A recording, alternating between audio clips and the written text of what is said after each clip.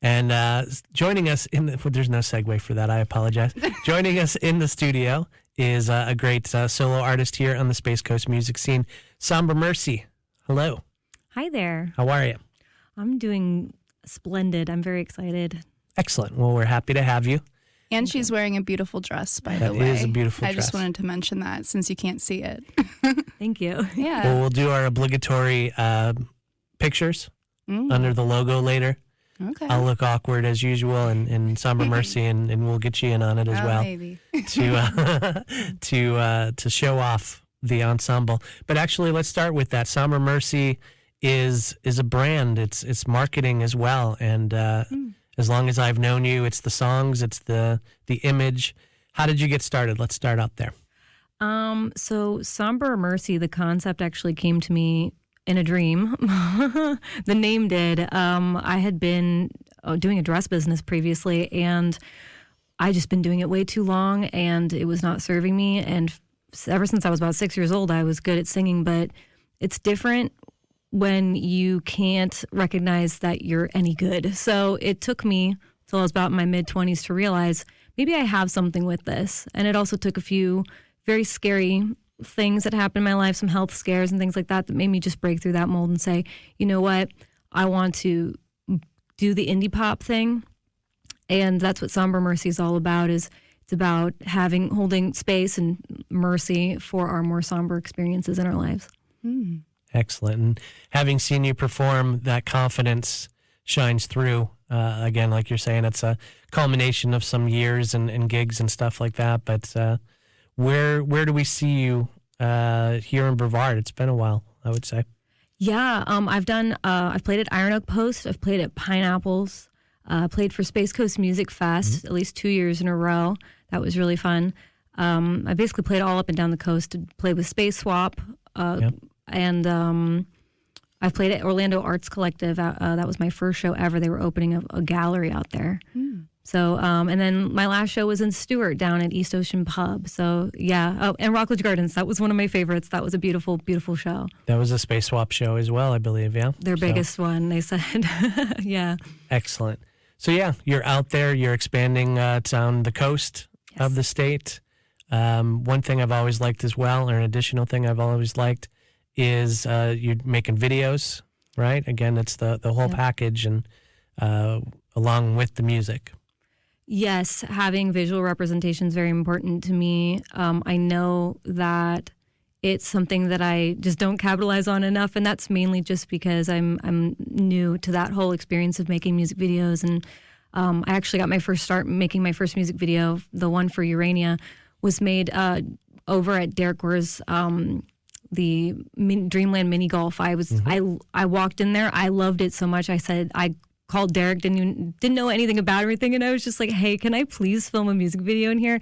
And he said, yeah, and it was amazing. And I got to work with Nico and my other friend Stephanie with Cosmic Capture, and just we made something really beautiful and unique out of a space that was a pop-up, so it doesn't even exist anymore. So that's something I love about it too, is we capitalized on like a beautiful moment, sort of like a flower while it's still in bloom, trying to capture it. Absolutely, a moment in time, if you will, and that's available online.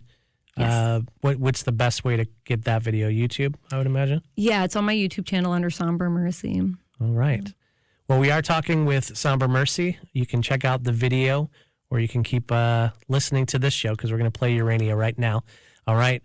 Thanks for hanging out with us. We're excited to play some music tonight and introduce you to the people that maybe haven't had a chance to listen thus far. Somber Mercy, Urania on Keller Radio.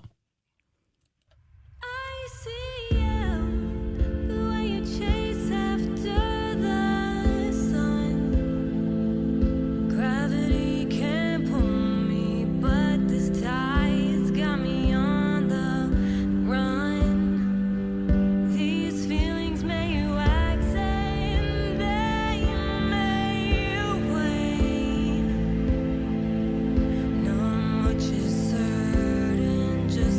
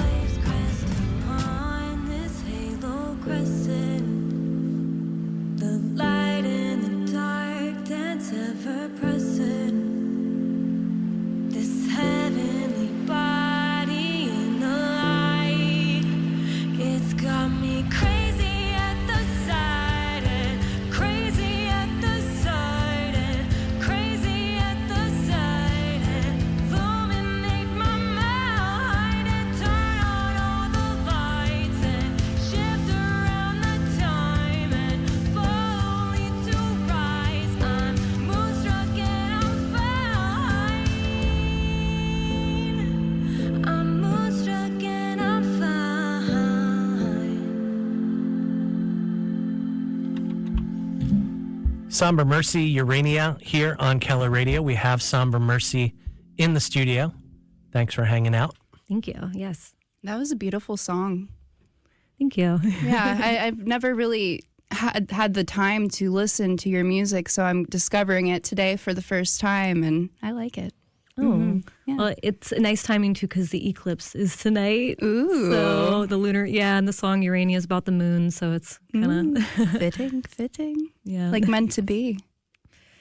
yeah.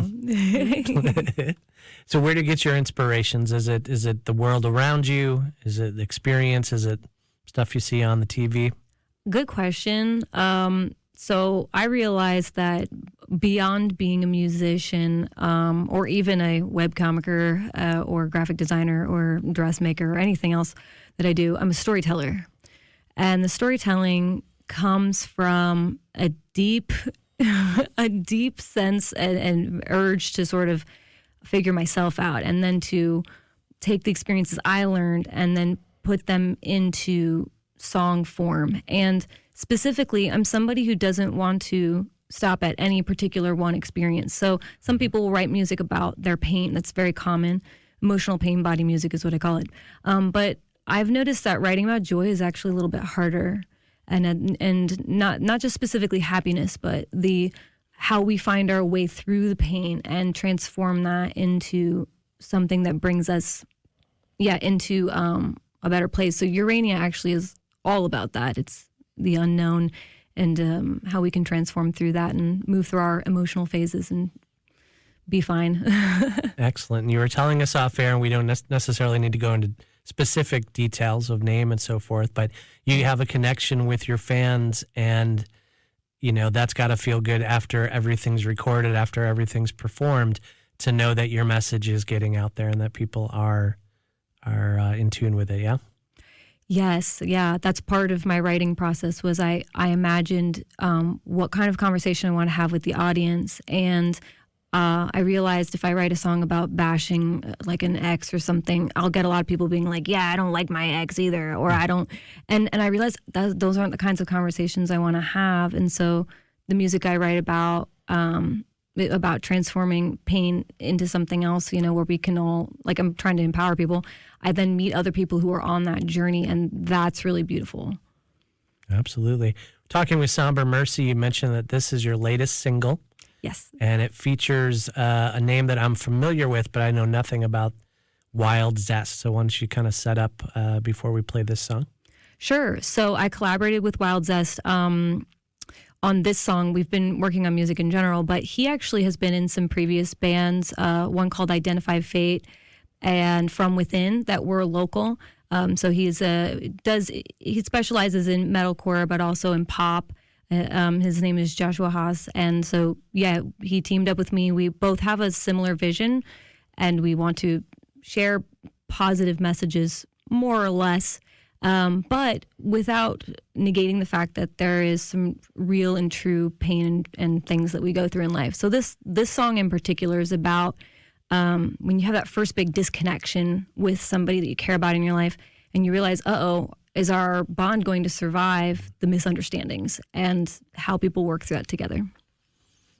Excellent. Well, let's check it out. This is Somber Mercy, a song called Can You Hear, featuring Wild Zest. You're going to stick around with us for a couple more minutes, yeah? Oh, definitely. Excellent. Somber Mercy here on Keller Radio.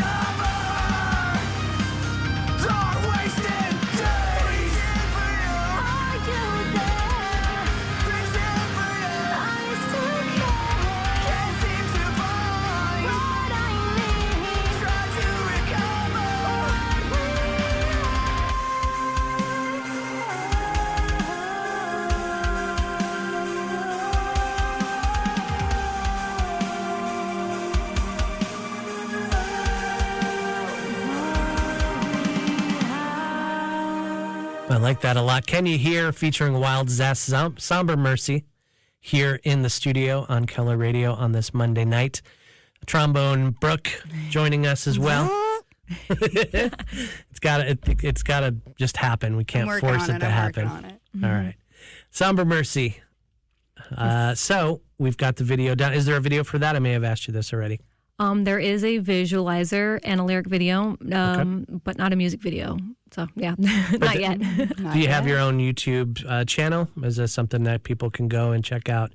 Yes. Yeah. Everything under one umbrella, so to speak? Yep.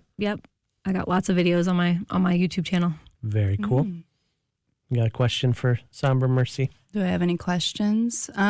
We were talking about what inspired that song for you, and I think that it's relatable to a lot of people. Do you mind sharing about that a little bit? Sure, yeah. I was dating a guy at the time, and I got ghosted after about 5 months of dating. Which is ridiculous. Like, who would ghost Somber Shame, Mercy? you guys. Like, exactly. But anyways. Yeah, so what happened was I was with my friend who helped me write it, and I basically just kept thinking to myself, how did I get here? Like, how did we go from that point of connection to this where there's nothing? And so he had this 30 seconds of just a little bit of his song. He kept going through his library and he played this one and it resonated with me. And I'm like, okay, I want to build a whole song out of this. And I specifically asked him to do the screams to represent like my inner anger. To like really, so when I would listen it back to myself, I'd feel like, yeah, that's the intensity I feel. So yeah, it's a different direction for you as well, right? It's something you haven't really explored too much, but it's something that maybe, the audiences may see more of from you, perhaps. That's the hope, yeah. I started with indie pop, and my last EP that I dropped was, I would say rock, because I tried different styles. So I did a Paramore style song, an R&B turns rock, and this was my first metalcore one. So that's awesome. Yeah, I feel like as a musician, you're always evolving and your style changes. Like I don't like to be like in a box for my music either. So yeah, and collaborating, right? That's what brings all the magic. So I love doing that. Definitely.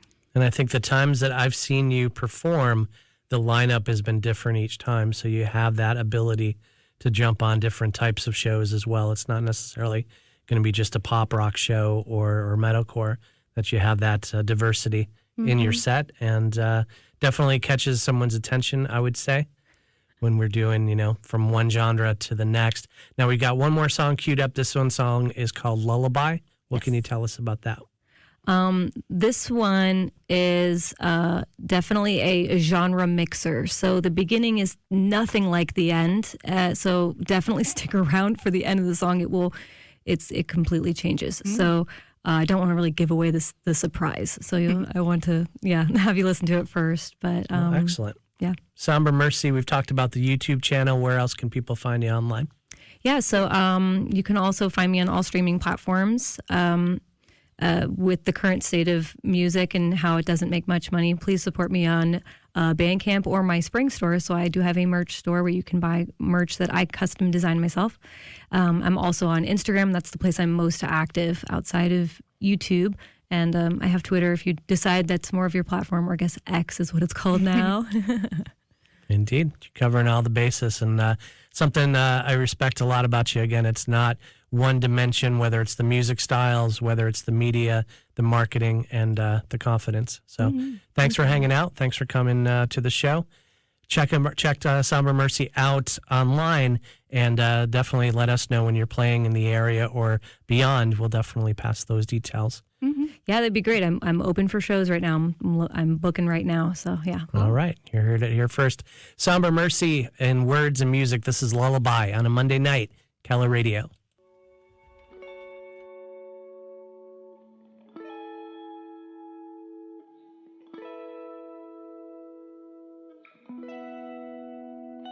When